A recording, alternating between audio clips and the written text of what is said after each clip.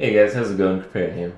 So you guys know I don't have that much time in the day for non-gaming related activities, and pretty much anything I do, even that's game related, tends to cut into my sleep. So every night I end up sleeping like 5 or 6 hours because of things popping up and stuff like that. And last night, one of the things that popped up was a couple of people I know who regularly stream Diablo 3. I was watching the stream. I was watching the PvP, trying to get an understanding of what's going on. Later in the night I try to log on hardcore because that's really where my character is on the PTR. I mean, let's do some PvP. It sounds fun. PvP's out, right? Let's do it.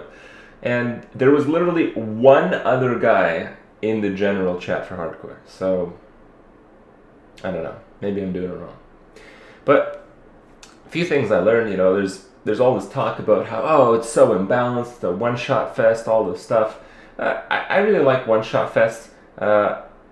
Games that are typically known as balanced, in my opinion, are essentially boring. So those are good things in my opinion, but it doesn't really matter because when you kill for PvP, the gear difference is so vast that it trumps a lot of these issues. So if you really want to make a character that doesn't get one-shotted, you can do that. If you really want to make a character that'll just deliberately own a certain other player, a certain other kind of play, you can do that. There's a lot of stuff you can do. It's kind of fun, but there's a few things that's really missing that really hit me. First of all, when I started watching Diablo 3 PvP, it reminded me of one thing: Path of Exile PvP.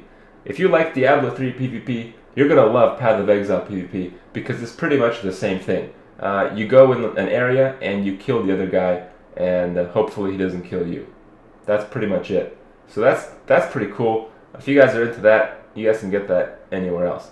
But it's kind of cool that it adds another thing for your Diablo 3 character to do because you're probably tired as fuck of Act 3.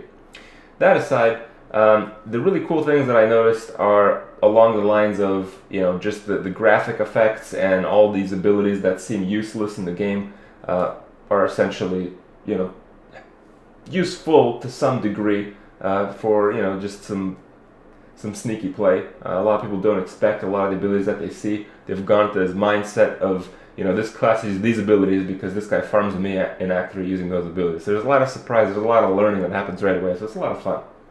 But in the end, there's a few glaring problems. So the main problem is the one that I experienced on hardcore on the PTR. I have to go into general chat. I have to go in a crappy social system in a game to find someone that actually wants to fight me for no particular reason at all, but I have to go through the hassle of finding that individual so I can, play some PvP. That's a little ridiculous in my opinion. When you play Path of Exile, even though the PvP is pretty much the same, you can actually, just go to Act 2, it says queue for PvP, and you play against anyone else that queues for PvP. So you can actually queue for PvP when you want to PvP. How about that? Isn't that amazing? You can actually play PvP when you want to play PvP, and you don't have to go through the work of finding the people to fight against, right?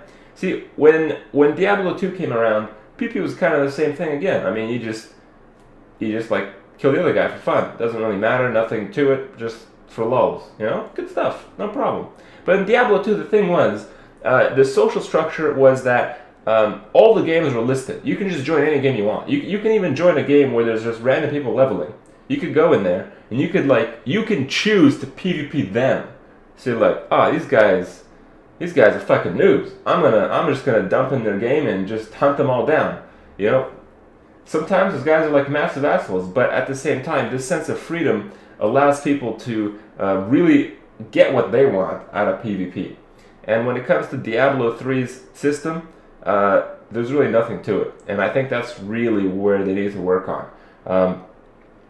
One of the things that really surprised me is that they didn't have any kind of competition-based PvP, even though it is a gear-based game, even though I thought it was a mistake to make like some kind of ladder, some kind of rating system with the game. In the end, if it helps you actually join up and do PvP on demand, then I'm all for it, because using Diablo 3's chat system, Diablo 3's social system to try to find games, to try to find some PvP matches of your own is pretty dreadful. So hopefully they work on that. But all in all, PvP is as basic as it gets. If you haven't experienced yet, just go download the PTR client and have some lulls for maybe an hour or two. You'll probably have a lot of fun. But when the game comes out, you'll probably just go back to Act 3. So that's a little sad. But have some fun while it lasts. Just hope you guys don't play hardcore, because there may not be anything to do on the PvP scene on that front. So, oh well. See you guys tomorrow.